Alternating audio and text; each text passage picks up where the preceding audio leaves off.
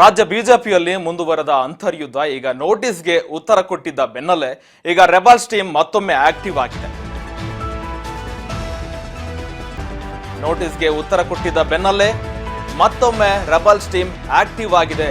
ಬೆಂಗಳೂರಿನ BJP rebels team ಈಗ high voltage ಮೀಟಿಂಗ್ಗೆ ಸಜ್ಜಾಗಿದೆ. ಸದಾಶಿವನಗರದಲ್ಲಿ ರೆಬಲ್ಸ್ ಟೀಮ್ ನಾಯಕರಿಂದ ಮಾತುಕತೆಗೆ ಮುಂದಾಗಿದ್ದಾರೆ. ಈಗ ಕುಮಾರ್ ಬಂಗಾರಪ್ಪ ನಿವಾಸದಲ್ಲಿ ಹೈ ವೋಲ್ಟೇಜ್ ಮೀಟಿಂಗ್ ನಡೆಸಲು ಮತ್ತೆ ರೆಡಿ ಆಗಿದ್ದಾರೆ ರೆಬಲ್ಸ್ ಟೀಮ್ ಅಂತಾನೆ ಹೇಳ್ಬೋದು. ರಾಜ್ಯಾಧ್ಯಕ್ಷ ಸ್ಥಾನಕ್ಕಾಗಿ ಕಸರತ್ತು ನಡೆಸ್ತಾ ಇದ್ರು. ಉತ್ತರ ಕೊಟ್ಟಿದ್ದ ಬೆನ್ನಲ್ಲೇ ಮತ್ತೊಮ್ಮೆ ಆಕ್ಟಿವ್ ಆಗಿದೆ. ಶಾಸಕ ಯತ್ನಾಳ್ ಮತ್ತು ಜಾರಕಿಹೊಳಿ, ಕುಮಾರ್ ಬಂಗಾರಪ್ಪ ಎಲ್ಲರೂ ಕೂಡ ಮತ್ತೆ ಆಕ್ಟಿವ್ ಆಗಿದ್ದಾರೆ. ಶಿಸ್ತು ಸಮಿತಿಯಿಂದ ನೋಟಿಸ್ ಬಂದಿತ್ತು. ಆ ನೋಟಿಸ್ಗೆ ಉತ್ತರ ಕೊಟ್ಟ ಬೆನ್ನಲ್ಲೇ ಈಗ ರಾಜ್ಯಾಧ್ಯಕ್ಷ ಸ್ಥಾನಕ್ಕ ಮತ್ತೆ ಕಸರತ್ತು ಶುರುವಾಗಿದೆ. ವಕ್ಫ್ ಹೋರಾಟದಂತೆ ಗ್ಯಾರಂಟಿ ವಿರುದ್ಧ ಪ್ರತಿಭಟನೆ ಕೈಗೊಂಡಿದ್ರು. ಈ ವಿಚಾರಕ್ಕೆ ಸಂಬಂಧಪಟ್ಟಂತೆ ಮತ್ತೆ ಈಗ ಆಕ್ಟಿವ್ ಆಗಿದೆ. ಗೃಹಲಕ್ಷ್ಮಿ, ಅನ್ನಭಾಗ್ಯದ ವಿರುದ್ಧ ರೆಬಲ್ಸ್ ಟೀಮ್ ತಂತ್ರಗಳನ್ನ ಹೆಣೆಯೋದಕ್ಕೆ ಮತ್ತೆ ಪ್ಲಾನ್ ಮಾಡ್ತಾ ಇದ್ದಾರೆ. ಸದಾಶಿವನಗರದಲ್ಲಿ ಮೀಟಿಂಗ್ ನಡೀತಾ ಇದೆ.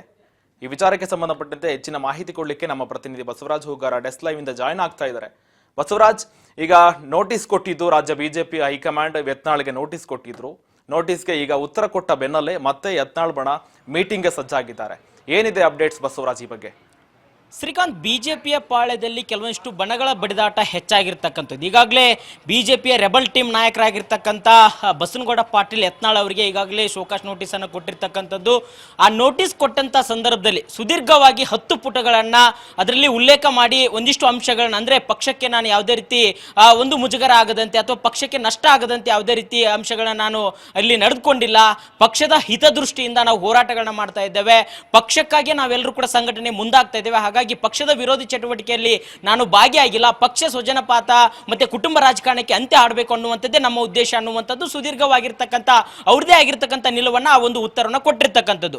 ಏನು ಈ ನೋಟಿಸ್ ಕೊಟ್ಟಂತ ಸಂದರ್ಭದಲ್ಲಿ ರೆಬಲ್ ಆಗಿರ್ತಕ್ಕಂಥ ನಾಯಕರು ಮತ್ತೆ ಇವತ್ತು ಬೆಂಗಳೂರಿನ ಸದಾಶಿವನಗರದಲ್ಲಿ ಕುಮಾರ್ ಬಂಗಾರಪ್ಪರವರ ನಿವಾಸದಲ್ಲಿ ಒಂದು ಸಭೆಯನ್ನ ಮಾಡುವ ಮುಖಾಂತರ ಈಗ ಚುನಾವಣೆ ಏನು ಬಿಜೆಪಿಯ ರಾಜ್ಯಾಧ್ಯಕ್ಷ ಸ್ಥಾನಕ್ಕೆ ಚುನಾವಣೆ ನಡೆಯುತ್ತೆ, ಆ ಒಂದು ಚುನಾವಣಾ ಸಂದರ್ಭದಲ್ಲಿ ನಮ್ಮ ನಿಲುವೇನು ಅನ್ನುವಂಥದ್ದನ್ನು ಸ್ಪಷ್ಟೀಕರಣ ಕೊಡಬೇಕು ಅನ್ನುವಂತ ನಿಟ್ಟಿನಲ್ಲಿ ಇದೀಗ ಸಭೆ ಕೂಡ ಆಯೋಜನೆ ಆಗಿರ್ತಕ್ಕಂಥದ್ದು. ಈಗಾಗಲೇ ಆ ಸಭೆಯಲ್ಲಿ ಬಸನಗೌಡ ಪಾಟೀಲ್ ಯತ್ನಾಳ್ ಅವರು, ರಮೇಶ್ ಜಾರಕಿಹೊಳಿ ಅವರು ಮತ್ತೆ ಹಲವಾರು ನಾಯಕರು ಕೂಡ ಏನು ರೆಬಲ್ ನಾಯಕರು ಏನಿದ್ದಾರೆ ಅವರೆಲ್ಲರೂ ಕೂಡ ಅದರಲ್ಲಿ ಭಾಗಿಯಾಗಿರ್ತಕ್ಕಂಥದ್ದು. ಪ್ರಮುಖವಾಗಿ ಈಗ ರಾಜ್ಯಕ್ಕೆ ಉಸ್ತುವಾರಿಗಳನ್ನು ಕೂಡ ಕಳಿಸ್ತಾರೆ. ಉಸ್ತುವಾರಿ ಕಳಿಸಂತ ಸಂದರ್ಭದಲ್ಲಿ ಅವ್ರದೇ ಆಗಿರ್ತಕ್ಕಂಥ ತೀರ್ಮಾನ ಕೈಗೊಳ್ತಾರೆ ಮತ್ತೆ ಅನಿಸಿಕೆಗಳನ್ನು ಕೂಡ ಕೇಳ್ತಾರೆ.